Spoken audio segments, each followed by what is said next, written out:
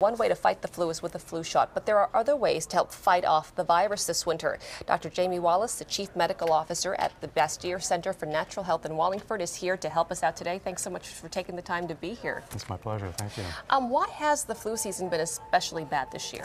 Well, it's unpredictable in terms of determining when the flu is going to come and how bad it's going to be, and it changes every year. The last year was not so bad, so relative to last year, it's much worse this year. It's not as bad as it was 4 or 5 years ago.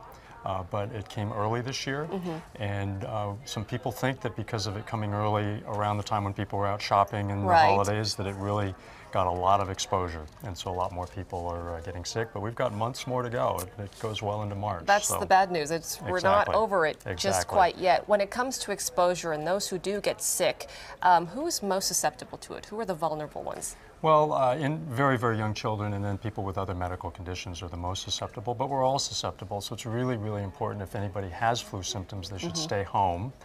They should wash their hands regularly, and if you don't have symptoms, you should be washing your hands very regularly.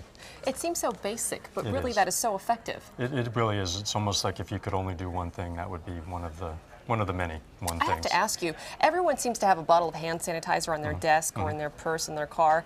How effective is that compared to good old-fashioned hand washing? Well, it depends who you talk to, but generally it's very helpful if you can't have access to soap and water. But really the best thing to do is vigorous scrubbing for about 20+ seconds. Singing happy birthday a couple of times helps. But it's the friction, the hot water, and a good soap are really, really important. And regular washing. Regular washing. Do it more than once a day. Yes, exactly.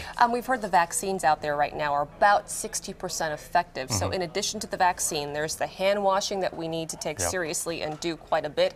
How else can we avoid getting sick? Well, many things. Our friends can work on cough etiquette, so coughing into tissue and throwing it away and washing their hands, as opposed to coughing on their hand and shaking hands.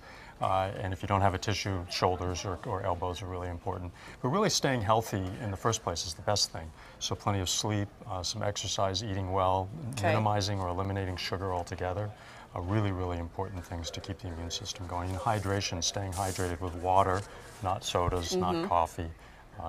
Water is really important. You know, say you start to feel run down, Dr. Wallace, how do I know if I have the flu, oh no, or if this is just a common cold?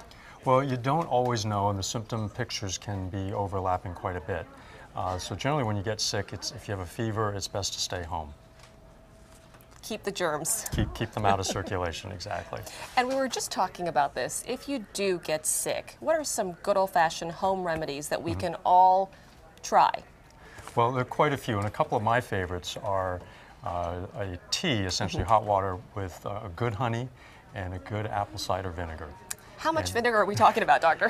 Well, anywhere from a couple of teaspoons to maybe a couple of tablespoons. It's to taste. Okay. And then some good honey, again, to taste. Honey has antiviral properties, and the vinegar helps with the digestive tract and your immune function. Okay. It's warm and soothing, and people have been using it for decades. And then you mentioned a ginger ginger tea as well? A good strong ginger tea. If you make it with actual ginger root, fresh ginger root, that's best. Not the tea bag. But there are many people or companies that make it in a tea bag, and that's good too. But if you're really sick, getting some fresh ginger and hot water can really help to speed things along.